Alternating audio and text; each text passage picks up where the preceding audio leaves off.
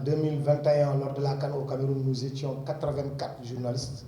Le risque aujourd'hui avec le Cameroun, c'est qu'on risque, excusez la répétition, d'être beaucoup plus nombreux. Donc il va falloir quand même anticiper, parce que c'est la porte d'à côté. C'est à 2h30 de vol. Certains, les Sérères, comme j'aime les attaquer souvent, prendront même la route ou à la nage. Peut-être ils vont même marcher. Il y aura beaucoup de monde. L'essentiel, c'est ça, c'est le plus important. Donc, il fallait anticiper et nous sommes partis. Nous avons trouvé un hôtel qui peut regrouper au maximum 90 journalistes.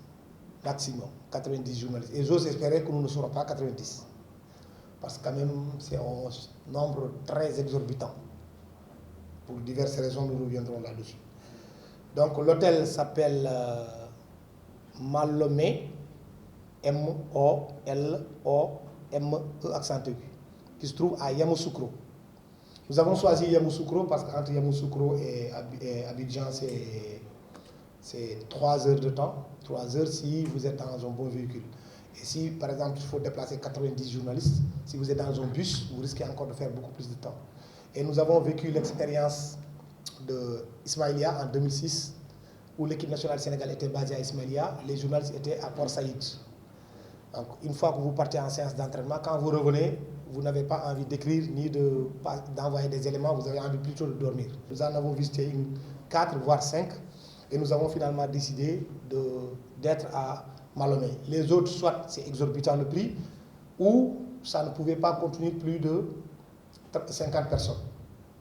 Donc nous avons choisi Malomé qui se trouve non loin du centre-ville, non loin de la tanière de l'équipe nationale du Sénégal, qui se trouve pas non plus non loin du stade. Comme je l'ai dit tout à l'heure, c'est un gros village, donc on peut se déplacer le plus facilement possible.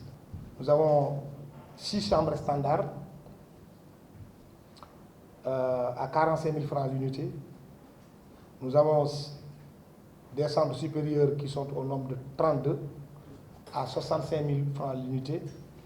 Des chambres de famille, nous n'en avons que 2 à 75 000 francs l'unité.